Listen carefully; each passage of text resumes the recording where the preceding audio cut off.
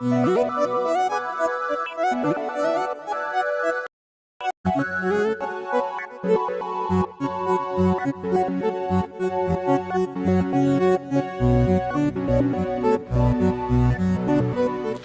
to yet another exciting edition of Sports Talk here on Atlantic Television Network. On this edition of the program, Nigeria emerged winners of the African Military Games.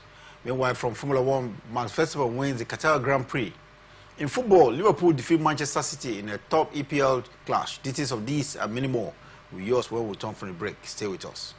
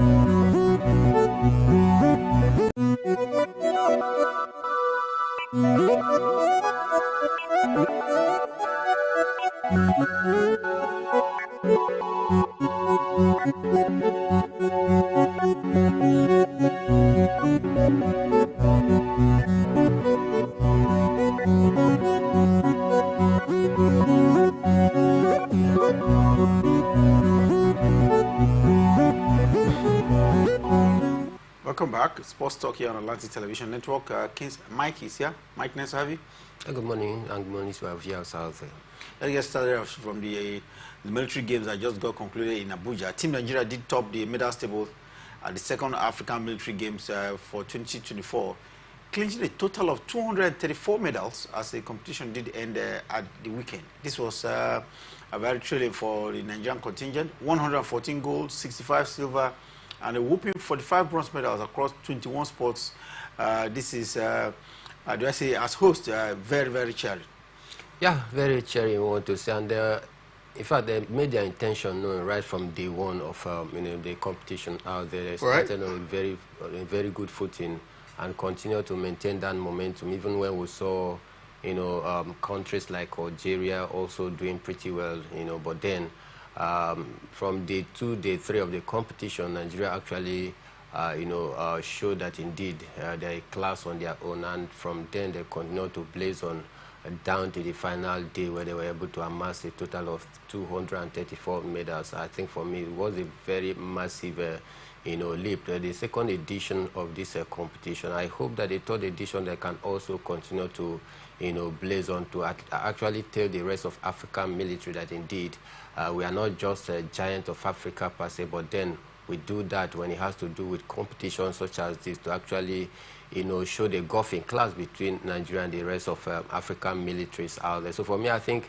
it is a nice one. I must also commend the organizers as well, who did a fantastic job to ensure that everything actually went according to plan without any hitches out there. I must also give congratulations to countries like Algeria, South Africa, Egypt, who also did pretty well in the competition. Talking about Algeria, they came second on the medals table with 96 medals, consisting of 53 gold, 22 silver, and 21 bronze medals. And talking about Algeria still, they are to be the next host of the competition. Yeah. I think they have actually discharged themselves very creditably at this competition. Kenya came third with 59 medals, consisting of 21 gold, 17 silver, and 12 bronze medals. This is good. West African country, Nigeria first, yeah. North Africa second. Yeah. I think West African country coming. It is expected. You know, most time the North African countries, they always want to prove very stubborn in terms of sport. They're not stubborn per se, but for the fact they've been able to put some necessary structures in place, it makes it very easy for them to also achieve a very big height in terms of when you get to all African game and every other sub-regional competition out there, they tend to have the upper hand against West Africa or even Central Africa. But this time around, Kenya, Nigeria also, dominating as well. Then you talk about the North Africa, of course, Algeria, Tunisia, anytime at all, any day in terms of African competition, they always want to also make their mark as well. But I think for me, it's not a bad one. It's the more of the healthy competition that we also expect, because it would have been very boring if it were to be a one-way traffic where maybe one or two countries just dominate. But we saw a very healthy rivalry among the countries out there, both Central Africa, the North Africa, and all of that. So I think for me, it's a cheering news. Beyond sports, dressing performances on the court and on the pitch, we should see this one as some kind of high level of cooperation amongst the armed forces in Africa. For sure. I think that is the key or the main essence of this competition. Understanding and friendship amongst these different countries in terms of military performances. Of course, we need this, especially in Africa, where insurgency, security, and all whatnot, is trying to ravage the continent of Africa. I think with this collaboration and unity, I think we can also help to curb down most of the insecurity, insurgency springing up here and there. So for me, I think this should be the main essence, and not just about the competition, but about using the competition as a stepping stone toward building a more robust military cooperation among, African states here. Okay, now let's get to marathon. And talking about marathon reminds me that Kenya's sensational marathoner Sebastian Sawe ran the 5th fastest marathon of all time in his debut as the Valencia Marathon in Spain. The 28-year-old triumphed in 2 hours, 2 minutes, 2 hours. Marathon is looking very much now like an African foot. Yeah, that is what it seems to be looking, and all thanks to countries like Kenya, Ethiopia, also making their mark. I think they've been able to raise the flag of Africa very high and represent us very well in terms of the long distance race. This seems to be their fortress. They've actually carved a very big niche for themselves out there, talking about Kenya, Ethiopia in terms of long distance race. And any time, any day, across everywhere in the world, they also want to make their presence felt. And I think, like I said, they've actually represented Africa very well. And, I keep saying it, that if we must do well, we need to copy from countries like Kenya or, the Ethiopians in terms of long distance race, because we are not good in it, and we must admit that. And a willingness to go and learn 1 or 2 tricks, from Kenya, it could also help us, not just Nigeria, but other African countries, so that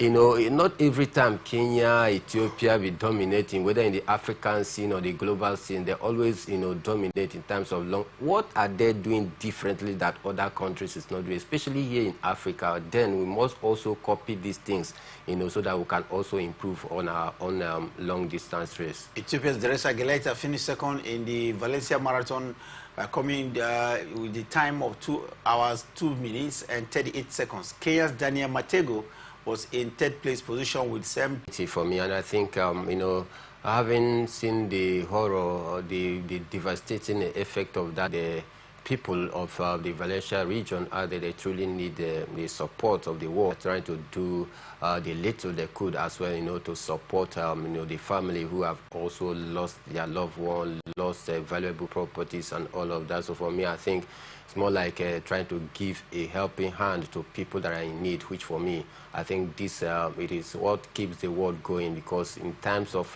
difficulty, you're seeing people coming to, identify with you, not just identifying with you, but to show you the needed financial and moral support. It is key to lifting them away from the pains and penury that they are passing through. Difficult times for those who were hit by devastating flood in Spain, but I'm sure with every activity, they will be remembered and supported as well. Meanwhile, we go to fencing now. Talking about fencing, it's not a very popular sport here in Nigeria, but the Nigerian Fencing Federation has now signed a 4-year protocol agreement with the Italian Fencing Federation, known as in a bid to advance the development of fencing here in Nigeria. If you ask me, technical support and knowledge transfer is a key areas to tap from the Italian Fencing Federation. Yes, of course, and I must also commend the chairman of Nigerian Fencing Federation. Despite the paucity of funds, last time I wanted to go for the World Fencing Competition, the president actually came out to cry about the paucity of funds, and as they were not supported by the then Minister for Sport and Development, because they complained there were no money, and they had to rely on individual posts to ensure that they went and attended that. Well, ever since then, and normally there are some chairmen or some leader that would not even want to, keep advancing the cause of fencing, but then he has remained very resolute, striking this very massive deal with the Italian authority. I think it's going to be a nice one to exchange ideas, share technical knowledge in order for us to improve on the game. Though, just like you said, fencing is not one of the popular sports right here in this part of the climb, but then I think we are also doing everything possible to ensure that at least, we become one of the top countries in Africa that will also, have a very big say in terms of fencing activities. Fencing, getting support from the Italian Fencing Federation, and I'm very sure the knowledge transfer that will come with this, and of course, we understand too, Italian coaches will be coming to Nigeria to help develop fencing here in Nigeria. And I would like to say kudos to the Fencing Federation boss, not just going to Uzbekistan, but at least coming back with some kind of agreement that will favor the Fencing Federation here in Nigeria. Formula One now, Max Verstappen has won this, what is described as very chaotic Grand Prix in Qatar. Lando Norris was given a harsh penalty, which a lot of people believe fight for at the end of the season. What could have happened here? Max Verstappen, yes, he has won already for the year 2024, but continue to add to his accolades. Yeah, I think it was a very keenly contested encounter between Max Verstappen and Lando Norris. At some point, they were all locked in the same pole position, but what was adjudged as dangerous driving from Lando Norris actually, led to that penalty against him. Some seconds were actually drifted away from him. He has to finish 10th on the low cost of that penalty, while Max Verstappen, blazed on, despite him having coasted home, the championship already as it is. But then he was not willing, to let anything go. And of course, Max Verstappen, when he takes the driver's seat in front position, it could be very difficult for any other driver or any other constructor to, overtake him. And that is what actually happened. And it's a very big congratulations to Max Verstappen. But I think one man that so many were looking up to is Lewis Hamilton. Despite his impressive, finish last race, we thought maybe he was going to continue in this fine form. Just like he said, in the last 3 races remaining, that he promised he was going to give his all, before leaving. Suffered 2 penalties. Yeah, which was very, very disappointing for such a driver with very big record, hoping to finish on a very high note before leaving the Mercedes to Ferrari. Disappointing one for him. Those penalties couldn't help at all, and he finished on a very disappointing position. Not a good one for him. Finished 12th. Talking about Lewis Hamilton, he finished 12th outside of the top 10 at the Qatar Grand Prix. One more race to the end of the Formula One season for 2024. That race comes up this weekend in in Abu Dhabi. And all eyes will be on Max Verstappen's last race for Mercedes before going over to yet another constructor. Lewis Hamilton, mean to say. Lewis Hamilton, I mean, and it definitely, I'm sure, he's promised to at least get one for Mercedes before leaving. Yeah. Will be on a showcase.